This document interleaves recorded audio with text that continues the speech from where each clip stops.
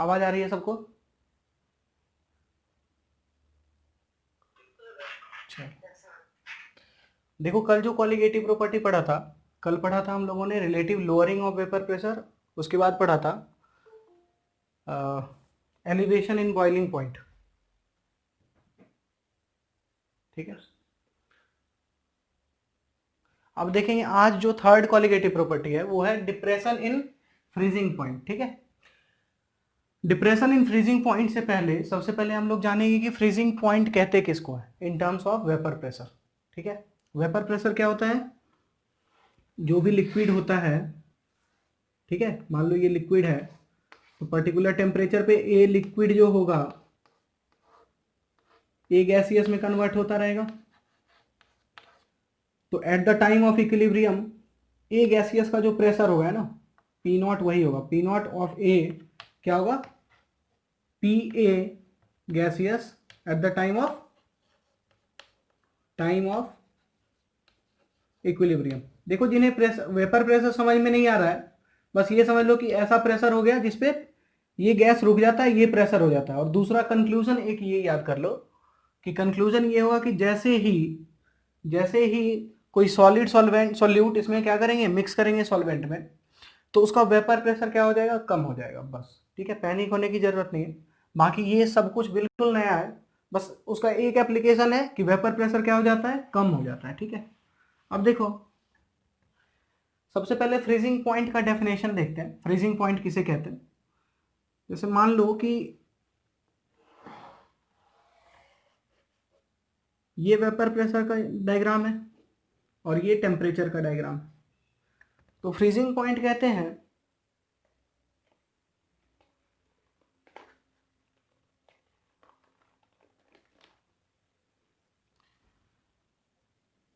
ये तुम्हारा क्या है? सॉल्वेंट आ रहा है। ठीक है, ये तुम्हारा ए सॉलिड है, सॉल्वेंट का ए सॉलिड है, मतलब फ्रोजन सॉल्वेंट है। ठीक है, और ये क्या है? एक पॉइंट पे मिलेगा ना, ये ए लिक्विड है। ठीक है, तो वो प्रेशर, ये टेम्परेचर होगा।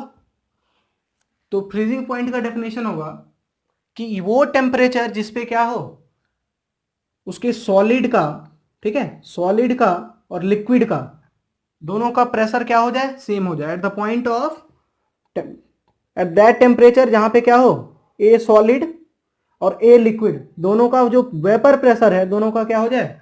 सेम हो जाए। ठीक है, तो उस टेम्परेचर को क्या बोलेंगे? उस टेम्परेचर को क्या बोलेंगे बताओ? उस टेम्परेचर को बोलेंगे freezing point of that liquid. ठीक है, टी एफ बोल दो, टी फ्रीजिंग पॉइंट। या ये समझ में आया फ्रीजिंग पॉइंट किसे कहते हैं? सबको क्लियर है कि सॉलिड जो होगा, सॉलिड का भी वेपर प्रेशर कुछ ना कुछ होगा उस समय। ठीक है, सॉलिड में कन्वर्ट हो ही रहा है, और लिक्विड है, तो सॉलिड और लिक्विड दोनों का जब वेपर प्रेशर है वो बिल्कुल सेम है ना।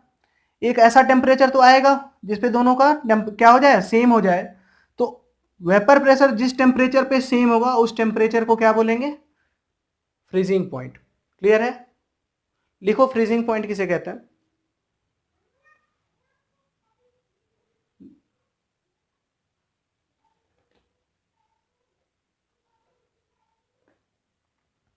लिख रहे हो?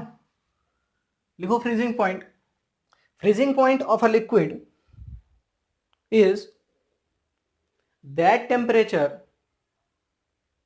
freezing point of a liquid is that temperature where vapor pressure of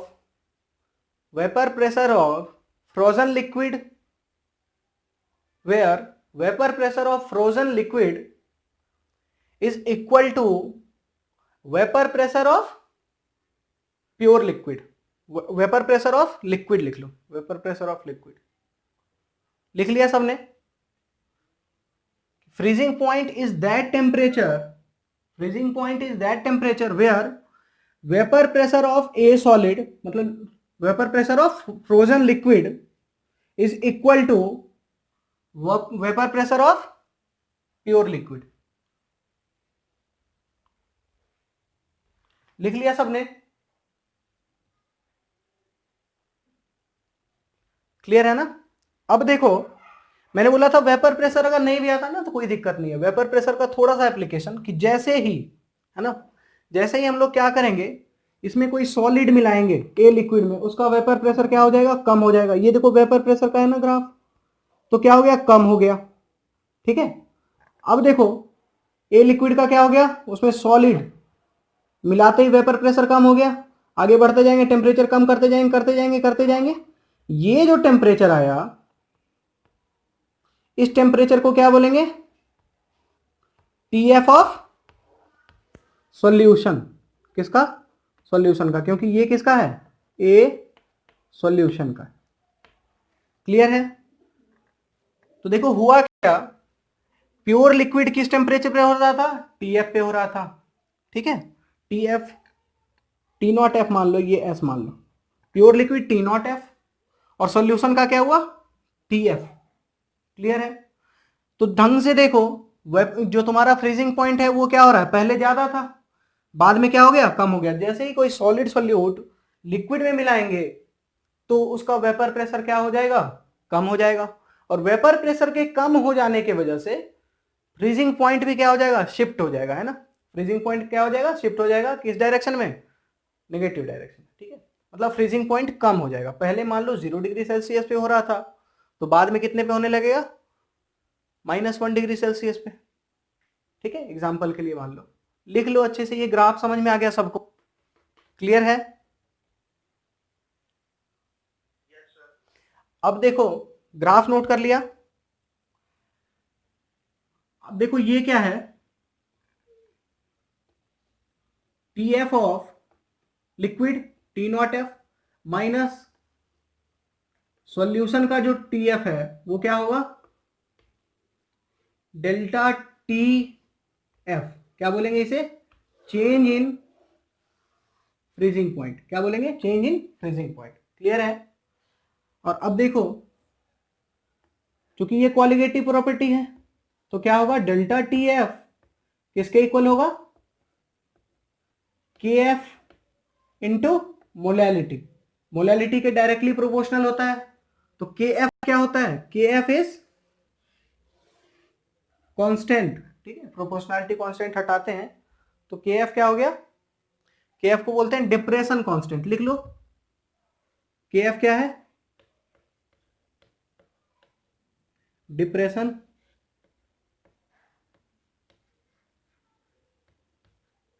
constant. ठीक है, समझ में आ गया, नोट कर लो। एम क्या होगा, एम भी लिख लो यार, एम इज मोलैलिटी।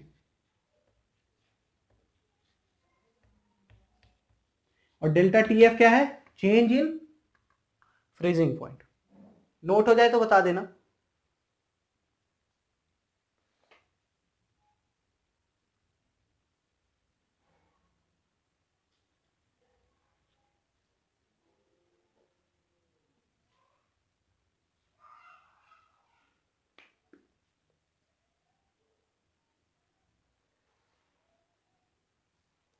देखो इसके जो न्यूमेरिकल होंगे ना, उसमें कुछ नहीं करना है, बस डेल्टा टी एफ निकालने आ जाएगा, change in freezing point.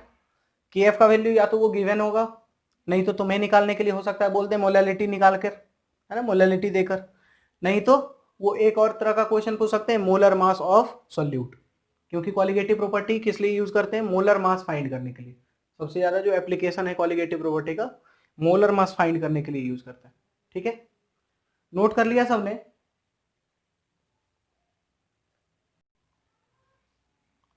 Note हो गया?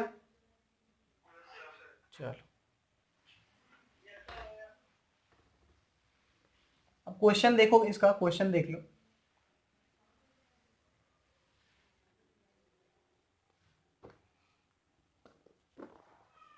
क्वेश्चन लिखो,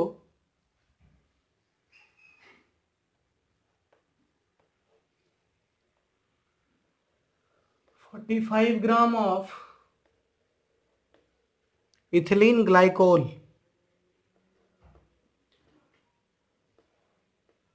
ठीक है, 45 gram of ethylene glycol is mixed with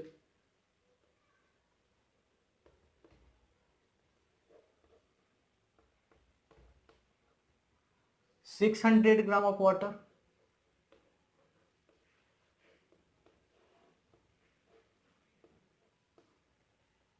ठीक है।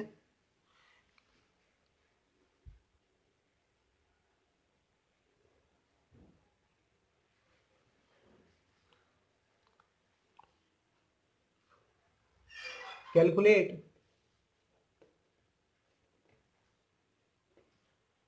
Freezing point of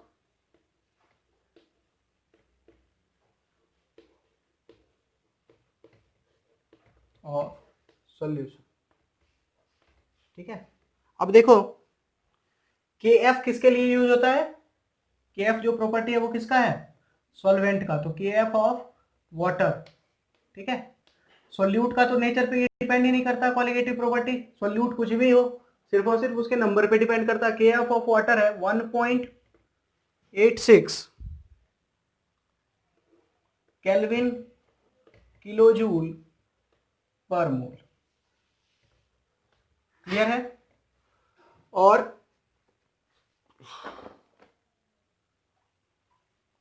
freezing point of liquid क्या होगा,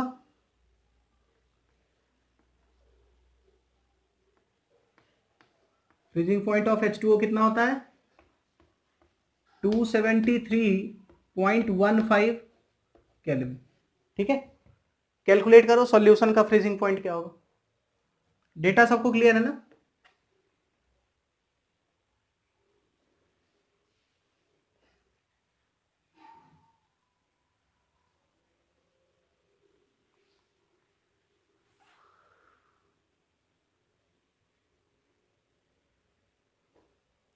क्वेश्चन समझ में आया।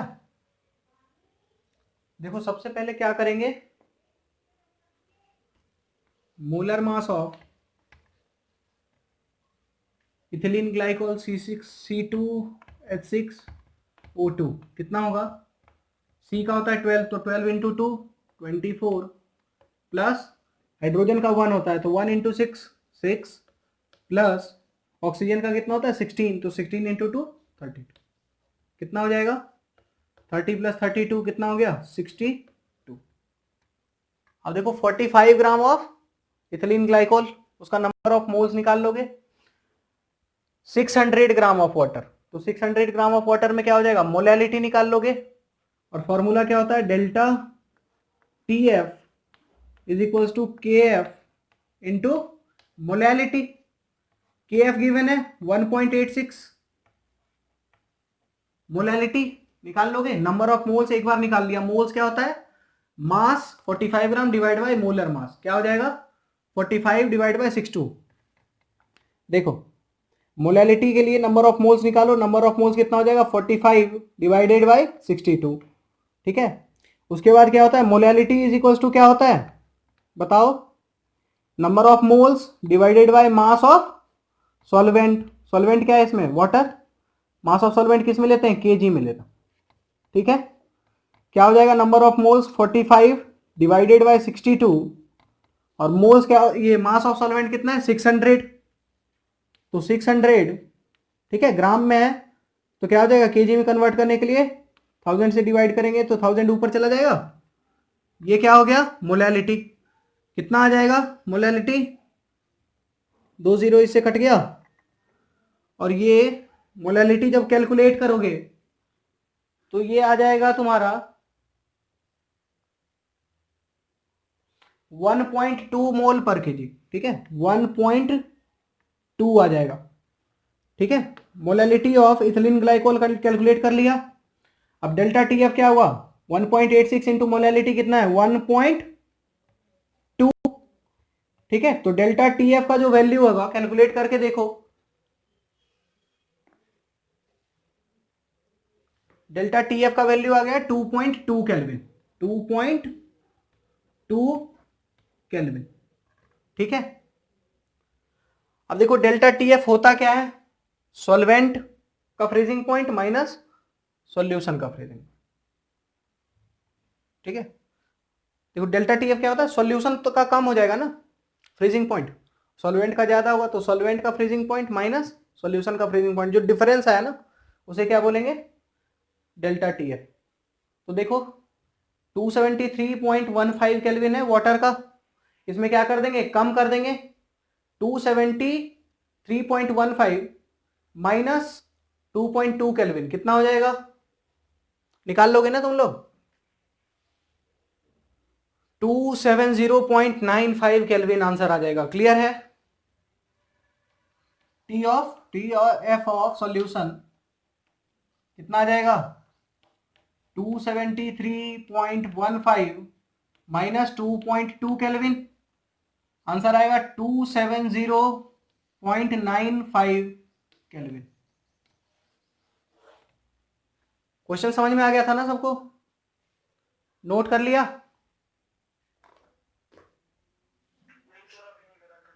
ठीक है, नोट कर लो, हो जाए तो बता देना।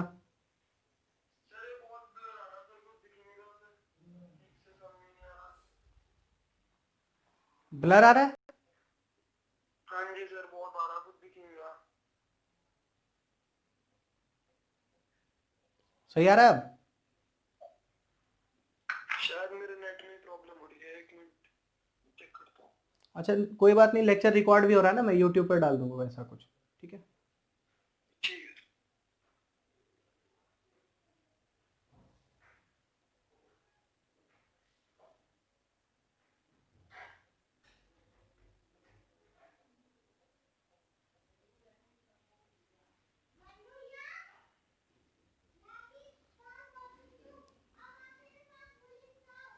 बाकी सबका हो गया।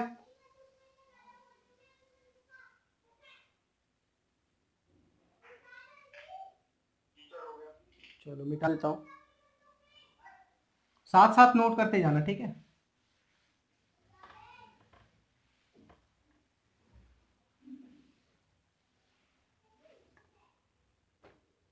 नेक्स्ट क्वेश्चन लिखो।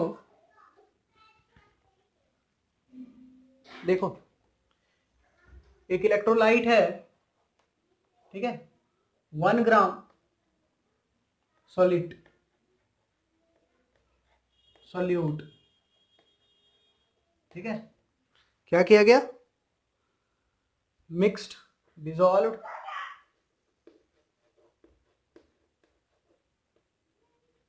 50 ग्राम ऑफ बेंजीन, ठीक है। तो डेल्टा टी एफ गिवन है पहले से, है ना, कितना है 0.40 केल्विन, ठीक है। और के एफ ऑफ किसका होना चाहिए बताओ, बेंजीन है ना सॉल्यूट, वो सॉलिड सॉल्वेंट तुम्हारा क्या है बेंजीन, तो के एफ ऑफ बेंजीन क्या होगा, ये गिवन है 5.12 केल्विन किलो जूल पर मोल, ठीक है। पूछ क्या रहा है, मोलर मास ऑफ सॉलिड पूछ रहा है, क्या होगा बता दोगे, ट्राई करो एक बार ये क्वेश्चन।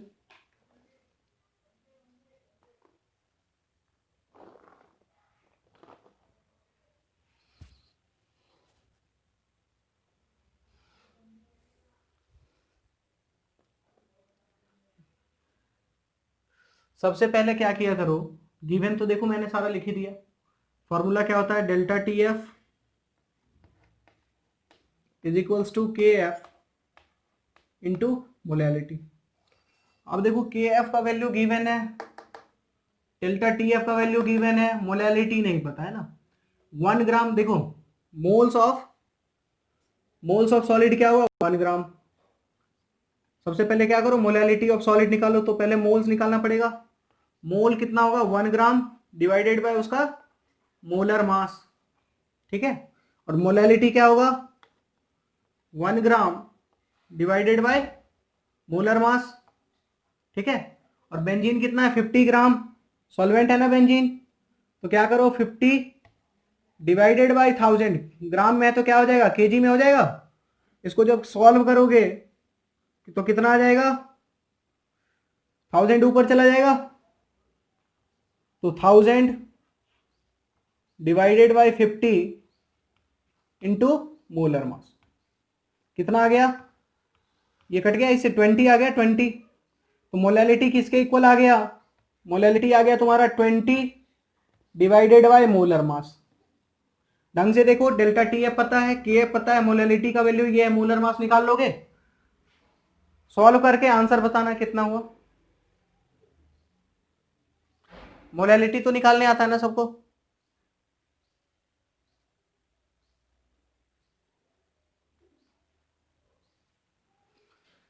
आवाज आ रही है ना मेरी।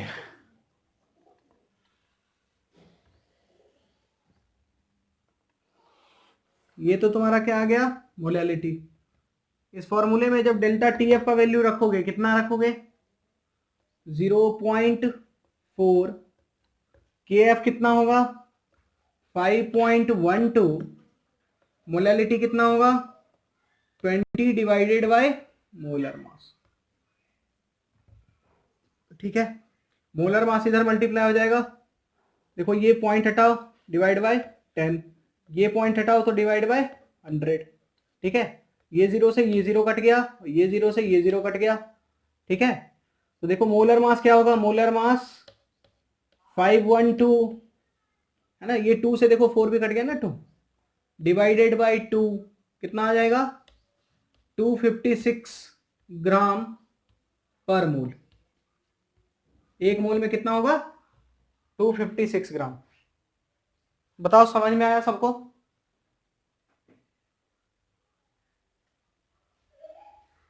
क्लियर है ना।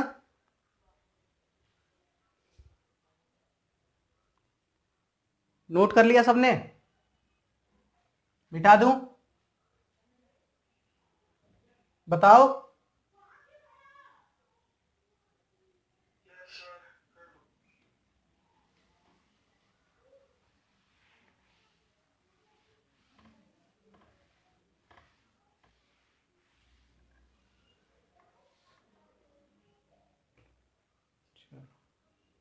नेक्स्ट हेडिंग डालो, फोर्थ क्वालिटेटिव प्रॉपर्टी, जो सबसे इंपॉर्टेंट क्वालिटेटिव प्रॉपर्टी है, ऑस्मोटिक प्रेशर।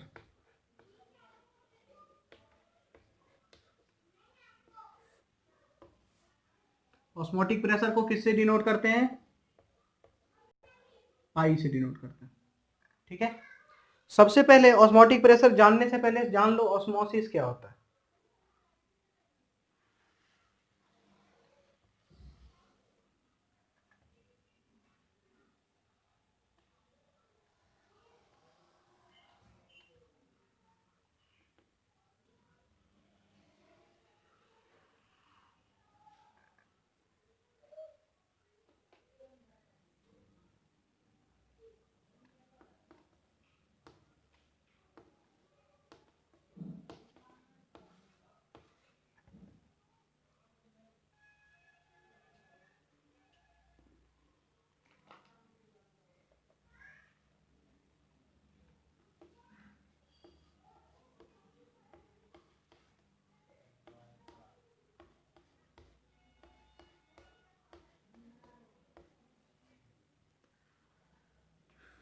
और ये जो होता है इसे बोलते हैं सेमी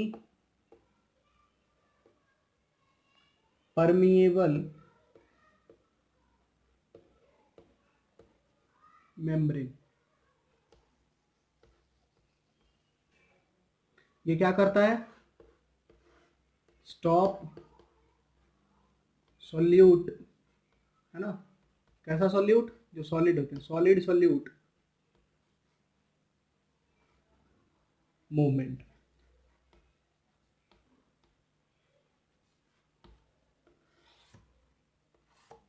समझ में आया। तो सॉल्यूट देखो इसमें क्या होगा, एक तो क्या है, ये है तुम्हारा सॉल्यूशन, ठीक है, सॉलिड मिला देने के बाद, और ये क्या है, प्योर सॉल्वेंट।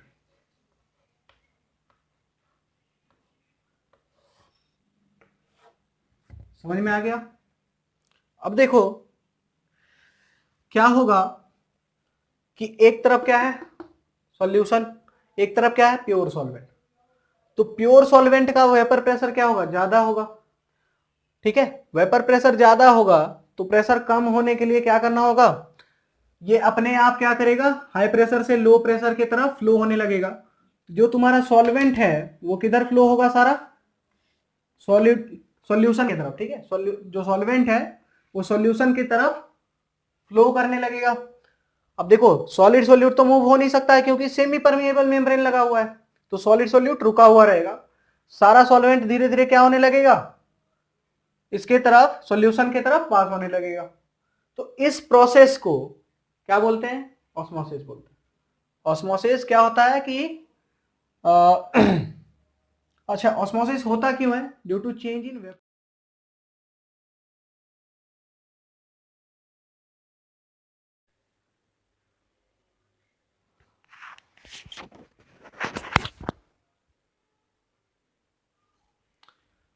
कॉन्सेंट्रेशन जैसे ही सेम होगा तो क्या होगा, जो वेपर प्रेशर है दोनों के ऊपर का वो क्या हो जाएगा, सेम हो जाएगा। समझ में आ रहा है ये बात। तो वेपर प्रेशर जैसे ही सेम होगा फिर क्या हो जाएगा, वेपर प्रेशर सेम हो जाने के वजह से जो फ्लो होगा वो रुक जाएगा।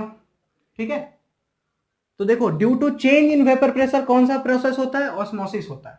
समझ में आया, लिखो हेडिंग डालो ऑस्मोसिस, सबसे पहले लिखो ऑस्मोसिस।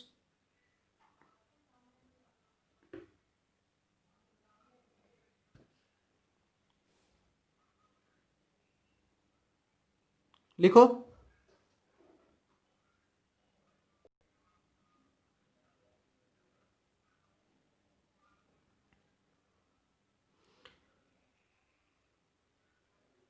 लिखो flow of solvent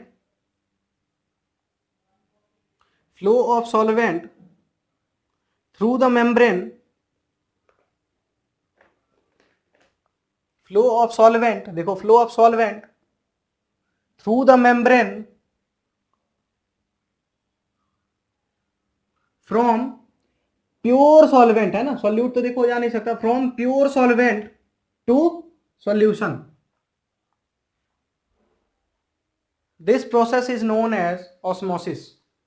flow of solvent from flow of solvent through membrane from pure solvent to solution. ठीक है, this process is known as osmosis. लिख लिया सभी ने।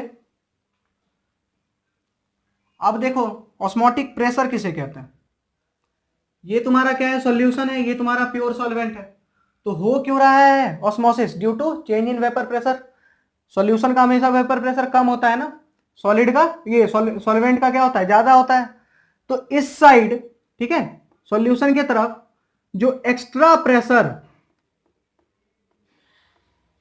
ठीक है, क्या करोगे, एक्स्ट्रा प्रेशर लगाओगे टू स्टॉप ऑस्मोसिस। ठीक है, ये जो एक्स्ट्रा प्रेशर, कितना एक्स्ट्रा प्रेशर लगाओगे कि ऑस्मोसिस रुक जाएगा। ठीक है, इसको क्या बोलते हैं, इसी चीज को क्या बोलते हैं, ऑस्मोटिक प्रेशर बोलते हैं। ठीक है, नेक्स्ट लिखो ऑस्मोटिक प्रेशर।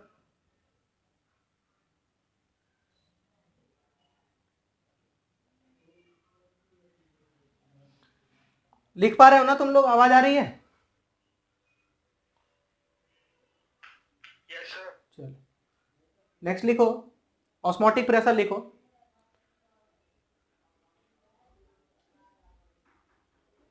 लिखो the pressure exerted, the pressure exerted on the solution side to just stop the flow of solvent. The pressure exerted on the solution side to just stop the flow of solvent from solvent to solution is known as osmotic pressure, is known as osmotic pressure, ये जो extra pressure तुम यहां पे exert करोगे कि osmosis रुक जाए, ठीक है, तो ये जो एक्स्ट्रा प्रेशर होता है इस प्रेशर को क्या बोलते हैं, ऑस्मोटिक प्रेशर बोलते हैं।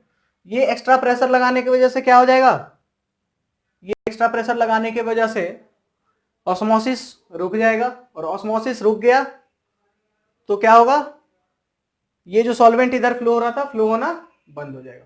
सबको समझ में आ गया ऑस्मोटिक प्रेशर किसे कहते हैं?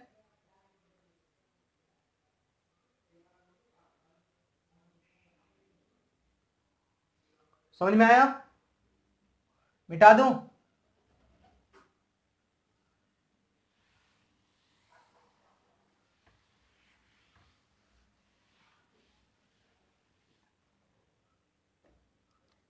देखो पाई, ऑस्मोटिक प्रेशर को किससे डिनोट करते हैं, पाई से।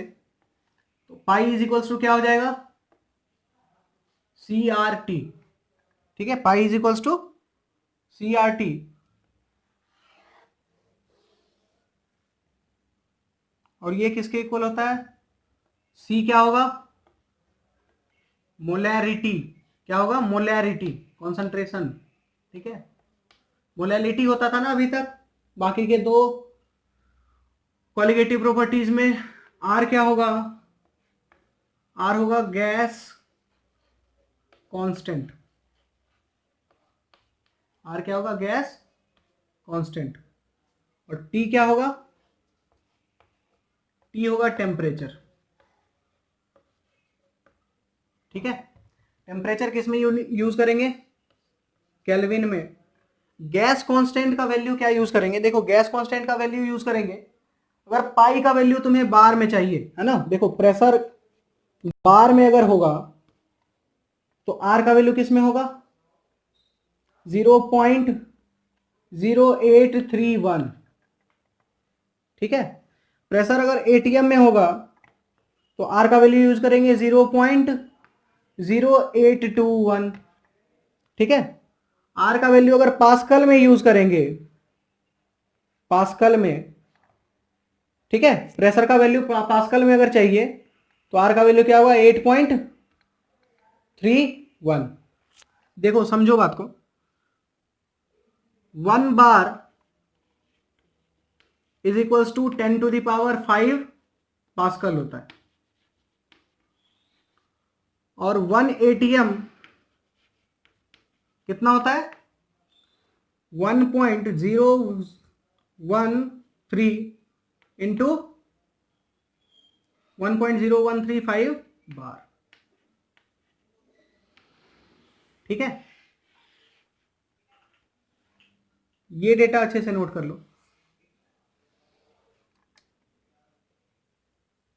समझ में आ गया, pi is equals to C R T, ठीक है।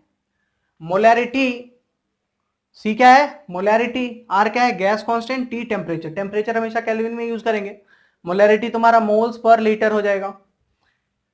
आर जो होगा गैस कांस्टेंट वो डिपेंड करेगा, ठीक है, कि अगर तुम्हें प्रेशर जो है ऑस्मोटिक प्रेशर बार में चाहिए तो आर का वैल्यू 0.0831, अगर एटमॉस्फेयर में चाहिए तो आर का वैल्यू 0.0821, और अगर पाई का वैल्यू तुम्हें पास्कल में चाहिए तो 8.31 यूज करेंगे, ठीक है।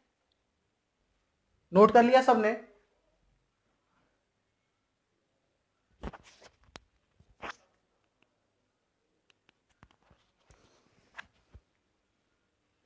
किसी को डाउट है यहां तक?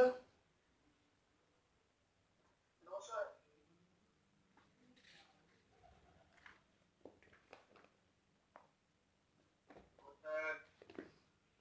चलो एक क्वेश्चन लिखो, मिटा दो ये।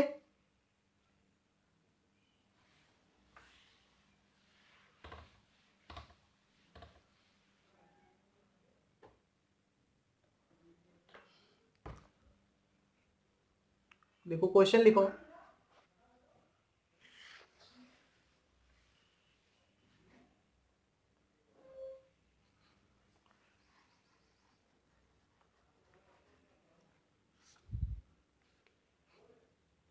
देखो ऑस्मोटिक प्रेशर का सबसे ज्यादा एप्लीकेशन आता है किसी भी मैक्रोमोलिक्यूल के मोलर मास को फाइंड करने में, ठीक है, क्योंकि कॉन्सेंट्रेशन टर्म क्या है तुम्हारा इसमें, pi is equal to C R T, C क्या है मोलैरिटी, बहुत आसानी से निकल जाता है।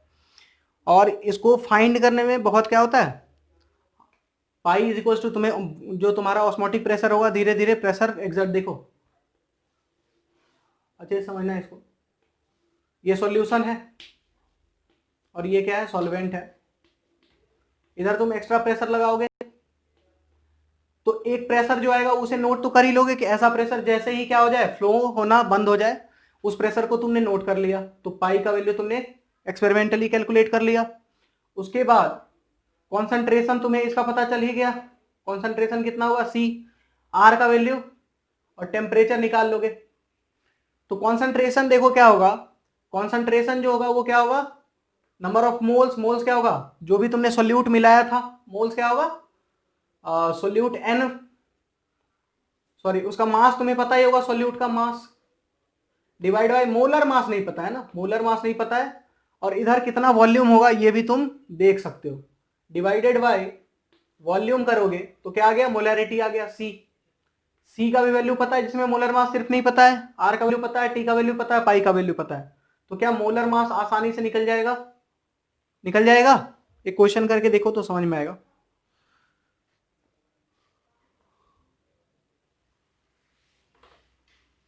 जैसे प्रोटीन वगैरह होता है ना, बड़े बड़े मॉलिक्यूल्स होते हैं, तो उसका मोलर मास फाइंड करने के लिए, ठीक है देखो कोई भी एटम होता है या मॉलिक्यूल का, ऐसा तो है नहीं कि उसके न्यूक्लियस पे उसका मोलर मास लिखा रहता है, कि कंपाउंड माइक्रोस्कोप से देखेंगे और उसका मोलर मास पता चल जाएगा। क्या करना पड़ेगा, फाइंड करना पड़ता है ना मोलर मास। ना तो तुम इलेक्ट्रॉन प्रोटॉन देख सकते हो कि उसके न्यूक्लियस के प्रोटॉन और न्यूट्रॉन को काउंट कर लेंगे और उसके बाद क्या कर लेंगे, सबको ऐड कर देंगे तो हो जाएगा तुम्हारा मोलर मास निकल जाएगा, ऐसा तो कुछ होता नहीं है। तो मोलर मास फाइंड करने के लिए कुछ एक्सपेरिमेंटल तरीका होता है। तो कॉलिगेटिव प्रॉपर्टी क्या करता है, बहुत हेल्पफुल होता है, उसमें भी ऑस्मोटिक प्रेशर सबसे ज्यादा हेल्पफुल होता है, सबसे ज्यादा फिजिबल होता है मोलर मास फाइंड करने के लिए, ठीक है। अब देखो क्वेश्चन लिखो, 200 centimetre cube of an aqueous solution of a protein contains 1.26 gram of the protein, ठीक है। देखो वॉल्यूम ऑफ सॉल्यूशन गिवन है 200 सेंटीमीटर क्यूब, ठीक है, और मास ऑफ प्रोटीन जो डिसॉल्व है, मास ऑफ प्रोटीन वो गिवन है तुम्हें 1.26 ग्राम, 1.26 ग्राम। ऑस्मोटिक प्रेशर जो है, ठीक है, पाई का वैल्यू पाया गया 2.57 इंटू 10⁻³ बार, ठीक है, एट 300 केल्विन, ठीक है। तो मोलर मास ऑफ प्रोटीन बताना है, क्वेश्चन है मोलर मास ऑफ प्रोटीन क्या होगा ये बताओ। क्वेश्चन समझ में आ गया सबको। अब देखो एक बार ट्राई करो pi is equal to C R T लिखकर,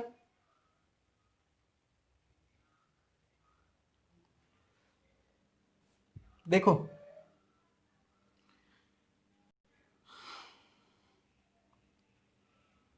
पाई इज इक्वल टू क्या होगा, सी आर टी, पाई का वैल्यू 2.57 इंटू 10⁻³ बार, सी का वैल्यू, सी का वैल्यू देखो क्या होगा, सी का वैल्यू जो होगा वो होगा मास, देखो मोल्स क्या होगा प्रोटीन का 1.26, यही देखो मोल्स ऑफ प्रोटीन होगा 1.26 divide by molar mass of protein, ठीक है। और मोलैरिटी अगर यहां से निकालो सी का वैल्यू क्या हो जाएगा 1.26 डिवाइड बाय मोलर मास, और इसका वॉल्यूम क्या होगा, वॉल्यूम गिवन है 200 सेंटीमीटर क्यूब, 200 सेंटीमीटर क्यूब को जब चेंज करोगे तो कितना आ जाएगा 0.2 लीटर। देखो इसमें भी बहुत लोगों को प्रॉब्लम हो रहा होगा, समझो 1 मीटर क्यूब में कितना लीटर होता है 1000 लीटर होता है। ये तो सबको याद होगा, बचपन से याद है। मीटर के जगह पे सेंटीमीटर लिख दो, हर एक मीटर के जगह पे लिख दोगे सेंटीमीटर, कितना हो जाएगा 100 सेंटीमीटर क्यूब। तो 100 पे भी क्यूब आएगा, इज इक्वल टू 1000 लीटर। इसको जब कन्वर्ट करोगे तो 1 सेंटीमीटर क्यूब कितना आ जाएगा 10⁻³ लीटर। समझ में आया? 1 सेंटीमीटर क्यूब कितना आ गया 10⁻³ लीटर। ठीक है, या फिर देखो सेंटीमीटर क्यूब क्या होता है, 1 सेंटीमीटर क्यूब को लिख सकते हो 1 ग्राम। ठीक है, 1 सेंटीमीटर क्यूब मतलब 1 ml, ग्राम में बोल रहा हूं, 1 ml हो जाएगा मिलीलीटर। ढंग से देखो, यही है ना, मिली मतलब 10⁻³ अरे बाइक वगैरह में जो इंजन होता है 200 सीसी का bike, CC mean centimetre cube, क्या होता है 200 ml का उसके वॉल्यूम, उसके इंजन के वॉल्यूम का कैपेसिटी है। समझ में आया?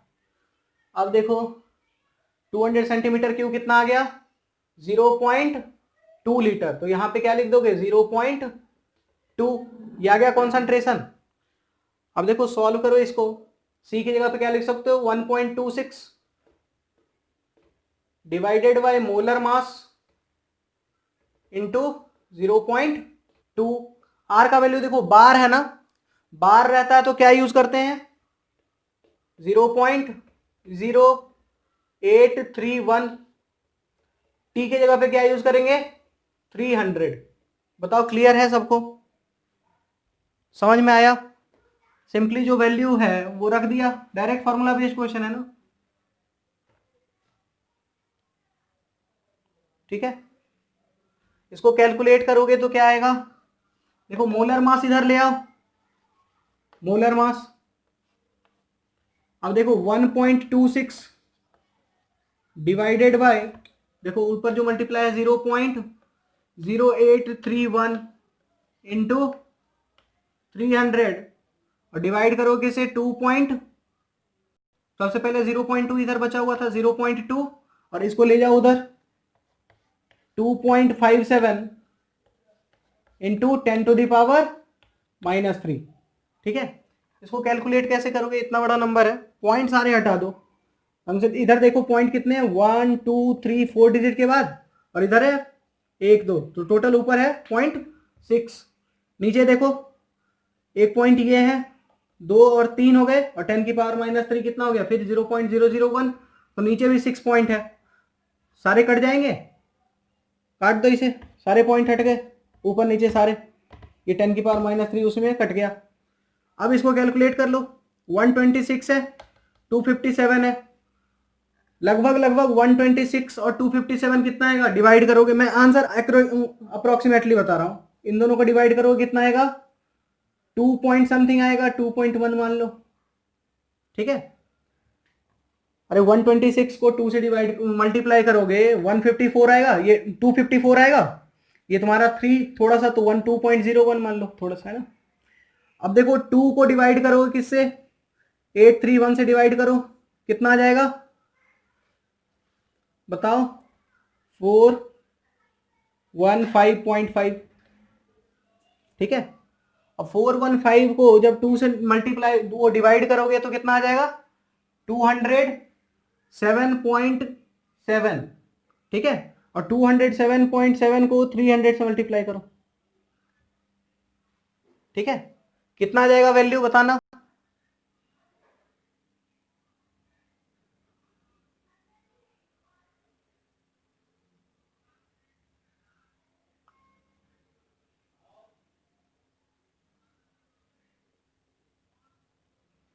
कैलकुलेट करोगे ना इसको पूरा वैल्यू, आंसर मैं बता देता हूं, घर पे कैलकुलेट कर लेना एक बार।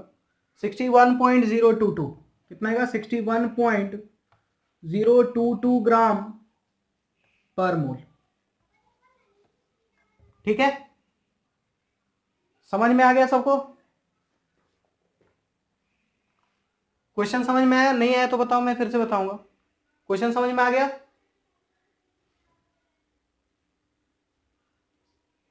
आवाज नहीं आ रही है?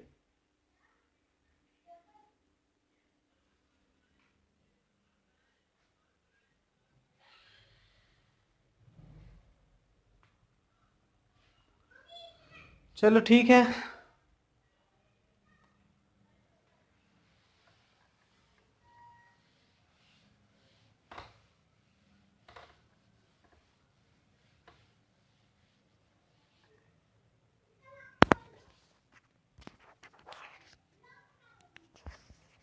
नेक्स्ट टॉपिक देखो,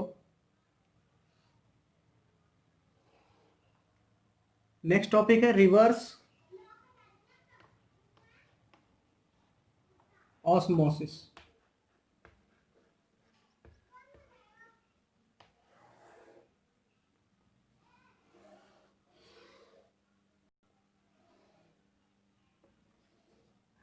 तुमने क्या किया, रिवर्स ऑस्मोसिस का मतलब समझो, ये क्या है सॉल्यूशन, ये क्या है सॉल्वेंट। तो क्या होता है सॉल्वेंट के तरफ से प्योर सॉल्वेंट सॉल्यूशन के तरफ क्या होता है फ्लो होता है, ठीक है, क्या होता है ये होता है ना। अब क्या होगा, तुमने इतना ज्यादा प्रेशर, देखो प्रेशर अप्लाई करते जाओगे, जब दोनों का वेपर प्रेशर सेम हो जाएगा ये फ्लो होना बंद हो जाएगा at the point of osmotic pressure. और तुमने क्या किया, उससे भी ज्यादा प्रेशर सॉल्यूशन की तरफ अप्लाई कर दिया, तो प्रेशर किसका ज्यादा बढ़ गया इधर। और हमेशा हाई प्रेशर से लो प्रेशर की तरफ क्या होता है फ्लो होने लगता है सॉल्यूशन सॉल्वेंट का, सोल्यूट का तो हो ही नहीं सकता है। तो इतना ज्यादा हाई प्रेशर है ना, इधर क्या कर दोगे, जो तुम्हारा ऑस्मोटिक प्रेशर है उससे भी ज्यादा है ना, उससे भी ज्यादा प्रेशर अप्लाई कर दोगे बहुत ज्यादा। तो हाई प्रेशर अप्लाई करने की वजह से ये क्या हो जाएगा, उल्टा हो जाएगा, इधर सॉल्वेंट फ्लो होने लगेगा, सॉल्यूशन की तरफ से सॉल्वेंट फ्लो होने लगेगा। तो इस प्रोसेस को क्या बोलते हैं, रिवर्स ऑस्मोसिस बोलते हैं, ठीक है। इस प्रोसेस को क्या बोलते हैं, रिवर्स ऑस्मोसिस।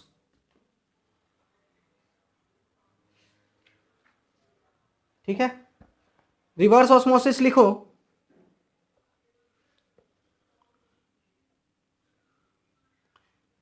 लिखो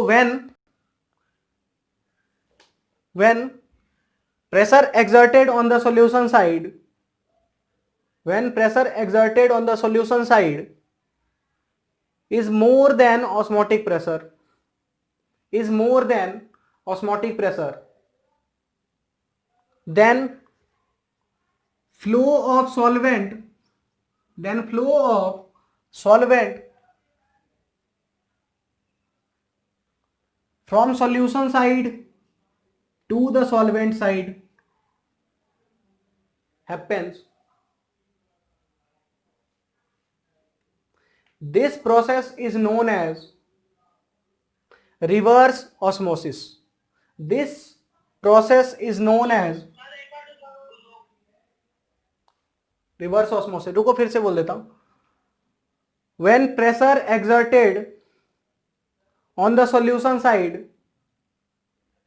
when pressure exerted on the solution side is more than osmotic pressure,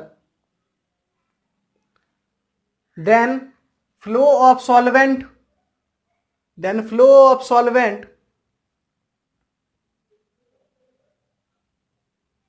from solution to solvent, bracket में लिख लो डायरेक्शन चेंज रिवर्स्ड। कैसे जा रहा था, सॉल्वेंट से सॉल्यूशन जा रहा था ना, तुमने इतना प्रेशर अप्लाई किया कि सॉल्यूशन से सॉल्वेंट की तरफ जाने लगा, ठीक है। This process is known as reverse osmosis. ये फिगर बना लो,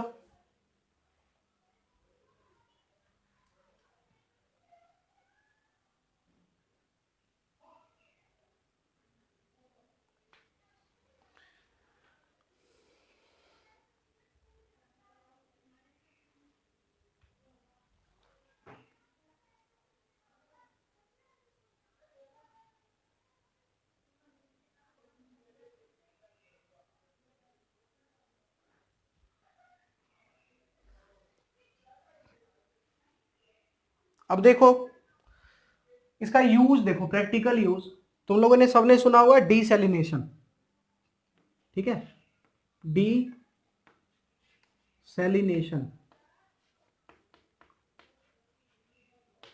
देखो सेलाइन क्या होता है, NaCl एक्वस को, NaCl के सॉल्यूशन को है ना सेलाइन बोलते हैं।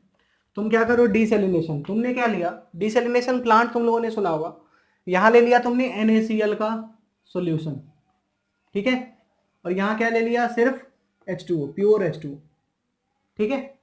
और तुमने क्या किया, प्योर H2O ले लिया, तुमने क्या किया, इधर प्रेशर अप्लाई कर रहे हो, है ना, सॉल्यूशन के साइड प्रेशर अप्लाई कर रहे हो, तो क्या हो जाएगा, जो वाटर होगा इसमें से ना, जो सॉल्यूशन में वाटर होगा, देखो समुद्र के पानी में क्या हुआ, समुद्र का पानी NaCl का सॉल्यूशन होता है, सी वाटर। अब तुमने क्या किया, इधर प्योर वाटर ले लिया, इधर सी वाटर ले लिया, तुम्हें क्या करना है, वाटर निकालना है ना, वाटर निकालोगे क्या, देखो बहुत सारे कंट्री में क्या होता है, वाटर तुम्हारा ग्राउंड वाटर होता ही नहीं है, तो वहां क्या होता है, जैसे समुद्र के किनारे अगर वो देश है, वो कंट्री है, तो क्या करेंगे, वो लोग सेलिनेशन पॉइंट लगाते हैं, डिसेलिनेशन प्लांट लगाते हैं। अब वो क्या करेंगे, NaCl सॉल्यूशन, देखो जो उसका बेसिक होता है ना, एप्लीकेशन कैसे अप्लाई हो रहा है, यही होता है कि एक तरफ NaCl सॉल्यूशन लेते हैं, उधर एक्स्ट्रा प्रेशर है ना, बहुत ज्यादा प्रेशर लगाते हैं, जिससे जो वाटर होगा, वाटर फ्लो करने लगेगा, क्या क्या, यहाँ तो सेमी परमिएबल मेम्ब्रेन है, NaCl इधर से फ्लो होगा नहीं, NaCl तो इधर ही रहेगा, वाटर फ्लो करने लगेगा सॉल्यूशन से सॉल्वेंट के साइड, ठीक है। अब वाटर जो फ्लो करेगा सॉल्यूशन से सॉल्वेंट के साइड, तो क्या हो जाएगा, तुम्हारा वाटर मिलने लगेगा ना, और तुमने क्या कर रखा है यहाँ पे, ठीक है, कंटेनर लगा रखा है, वाटर बढ़ता जाएगा, है ना, वाटर क्या होगा, प्योर वाटर, ठीक है।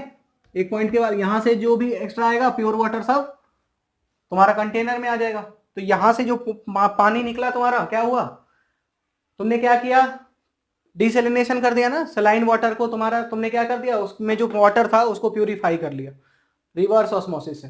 समझ में आया, डिसेलिनेशन प्लांट के पीछे जो एप्लीकेशन रहता है, कौन सा एप्लीकेशन फॉलो करता है, वो रिवर्स ऑस्मोसिस। सबको क्लियर है ये, आ रहा है समझ में, चलो नोट कर लिया ये फिगर,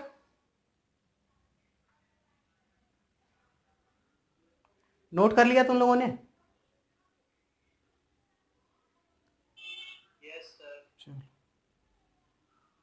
नोट डालकर एक पॉइंट लिखो कुछ,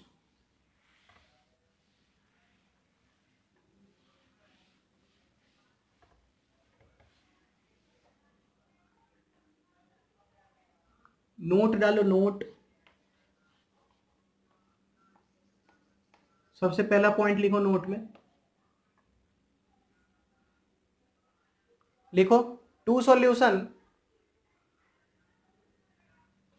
टू सॉल्यूशन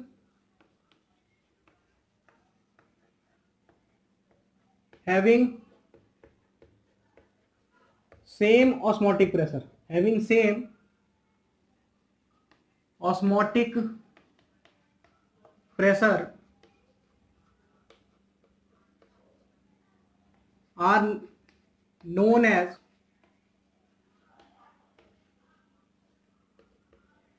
isotonic, isotonic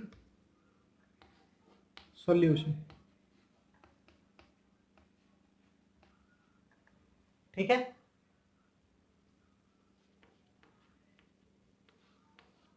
अब देखो आइसोटोनिक सॉल्यूशन होगा,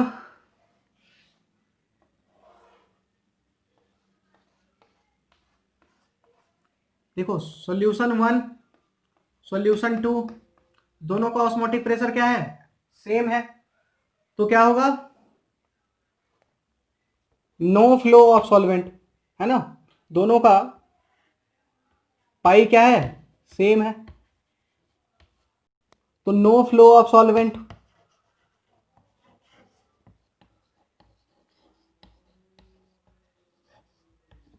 ठीक है। समझ में आया, लिख लिया सबने, सभी ने लिख लिया, सॉल्वेंट का फ्लो नहीं होगा, क्यों, क्योंकि ऑस्मोटिक प्रेशर सेम है, सेम है मतलब दोनों का वेपर प्रेशर, दोनों अभी जो लिक्विड होगा उसका वेपर प्रेशर क्या होगा, सेम होगा, तो फ्लो ऑफ सॉल्वेंट होगा ही नहीं, अपने आप नहीं होगा, ठीक है, मिटा दूं,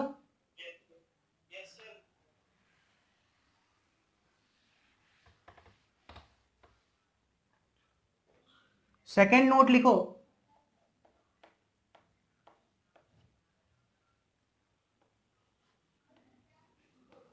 देखो हाइपरटोनिक सॉल्यूशन, ठीक है।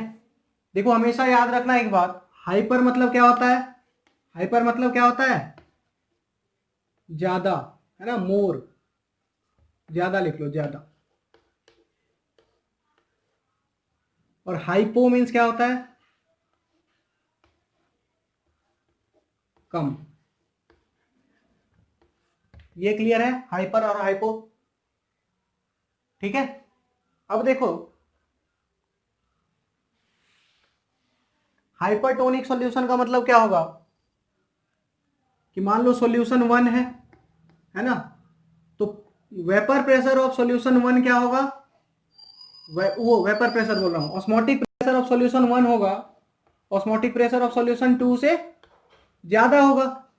ठीक है, तो इसको क्या बोलेंगे? हाइपरटोनिक। ठीक है, और इसमें देखो क्या होगा,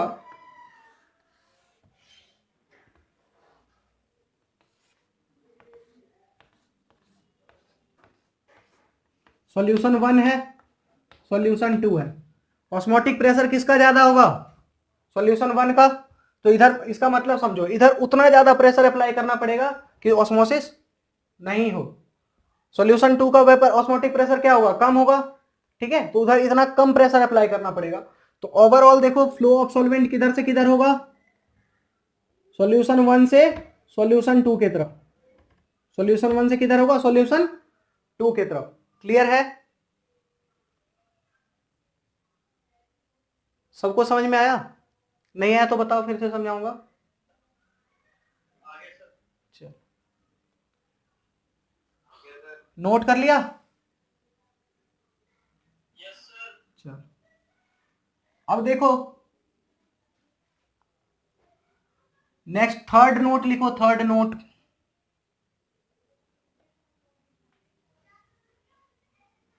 हाइपोटोनिक सॉल्यूशन। हाइपोटोनिक सॉल्यूशन का मतलब क्या होगा? इसे बोलेंगे हाइपोटोनिक सॉल्यूशन। ठीक है,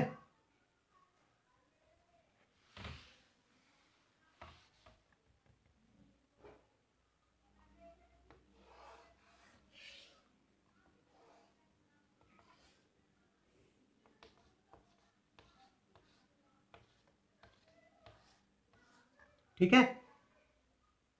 अब देखो, ये सॉल्यूशन 1 है, ये सॉल्यूशन 2 है। हाइपोटोनिक मतलब ऑस्मोटिक प्रेशर कम, तो जिधर कम, ठीक है, उधर की तरफ क्या होगा? सॉरी, जिधर कम उधर से क्या होगा? फ्लो होना स्टार्ट हो जाएगा। ये होगा सॉल्वेंट का फ्लो होने का डायरेक्शन। समझ में आया ये बात?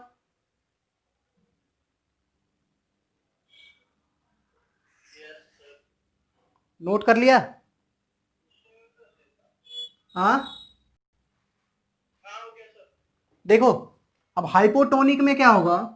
हाइपोटोनिक में सॉल्वेंट फ्लो हो जाएगा बाहर की तरफ। तो जब जब सॉल्वेंट फ्लो होगा तो इसके वजह से क्या आएगा? श्रिंकिंग। क्या आएगा? श्रिंकिंग।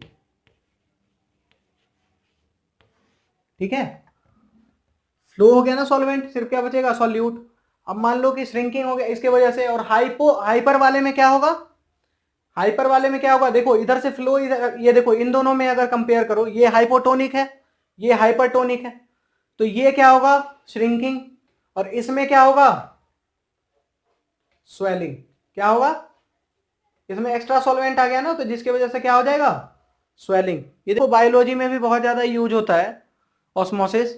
अगर मान लो कि जो तुम्हारा ब्लड का ऑस्मोटिक प्रेशर है, ठीक है, वो क्या है? ऑस्मोटिक प्रेशर अगर मान लो कि हाइपोटोनिक है, ठीक है, तो ब्लड सेल का अगर हाइपोटोनिक है तो क्या होगा? ब्लड सेल तुम्हारा क्या हो जाएगा? श्रिंक कर जाएगा। ब्लड सेल का अगर ऑस्मोटिक प्रेशर हाइपरटोनिक है तो क्या हो जाएगा? स्वेल कर जाएगा। ठीक है, और अगर आइसोटोनिक है तब कुछ नहीं होगा। ठीक है, तो इसीलिए ब्लड सेल के जो ऑस्मोटिक प्रेशर होते हैं उसे भी मेंटेन करके रखना पड़ता है, नहीं तो क्या हो जाता है? वो या तो स्वेलिंग हो जाएगा या फिर श्रिंकिंग हो जाएगा। या फिर मान लो, देखो एग्जांपल बताता हूं,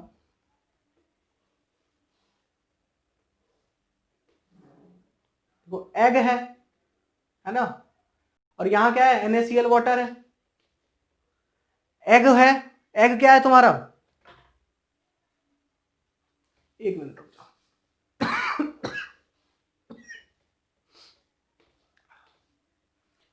NaCl वाटर में तुमने एग डाल दिया,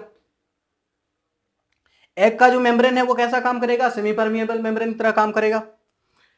अब देखो अगर ऑस्मोटिक प्रेशर एग का कम होगा, ठीक है, तो क्या होगा, एग के अंदर से जो सॉल्वेंट होगा वो वाटर में बाहर आने लगेगा, है ना, कम होने पर, तो एग क्या हो जाएगा, श्रिंक हो जाएगा, ठीक है। और अगर ऑस्मोटिक प्रेशर इसका ज्यादा होता है एग का, तो बाहर से जो सॉल्वेंट है अंदर आने लगता, तो एग क्या हो जाता, स्वेल। सबको समझ में आई ये बात, मिटा दूं? देखो एक बार क्विक रिवीजन कर लेते हैं। सबसे पहले हम लोगों ने क्या देखा था आज, डिप्रेशन इन फ्रीजिंग पॉइंट, वो सबको समझ में आ गया ना, कि delta T B is equals to, वो delta T F is equals to K F into M, ठीक है, एम क्या है, मोलैलिटी। उसके बाद हम लोगों ने देखा था ऑस्मोटिक प्रेशर। ऑस्मोटिक प्रेशर क्या होता है, कि वो प्रेशर जिसको एक्सर्ट करते हैं सॉल्यूशन के साइड में, जिसकी वजह से क्या होता है, ऑस्मोसिस रुक जाता है। अब देखो तीन तरह के होते हैं, उसका वैल्यू क्या होता है, pi is equals to C R T. R का value according to pi use करेंगे, पाई अगर बार में होगा तो आर का वैल्यू 0.0831, एटीएम में होगा तो 0.0821, और पास्कल में होगा तो 8.31। क्लियर है? उसके बाद देखा हम लोगों ने आइसोटोनिक, ठीक है, हाइपरटोनिक और हाइपोटोनिक। आइसोटोनिक में क्या होगा, ऑस्मोसिस अपने आप नहीं होगा। हाइपरटोनिक में क्या होगा, हाइपरटोनिक में सॉल्वेंट के तरफ से, है ना, हाइपरटोनिक सॉल्यूशन हुआ तो जो जिसका कम है ऑस्मोटिक प्रेशर, उसके तरफ से सॉल्वेंट आने लगेगा। हाइपोटोनिक में क्या होगा, तो इसके देखो हाइपरटोनिक में उसके वजह से क्या हो जाएगा, स्वेलिंग। हाइपोटोनिक में सॉल्वेंट क्या होगा, फ्लो करने लगेगा इस सॉल्यूशन से बाहर की तरफ, तो जिसके वजह से क्या हो जाएगा, श्रिंकिंग, ठीक है। तो यहां पे देखो ऑस्मोसिस समझ में आ गया सबको, ऑस्मोसिस। चलो अब नेक्स्ट क्लास में कुछ क्वेश्चंस देखेंगे ऑस्मोसिस का, और आगे देखेंगे वेंट ऑफ फैक्टर देखेंगे, ठीक है, आई से डिनोट करते हैं उसे। क्लियर है सबको?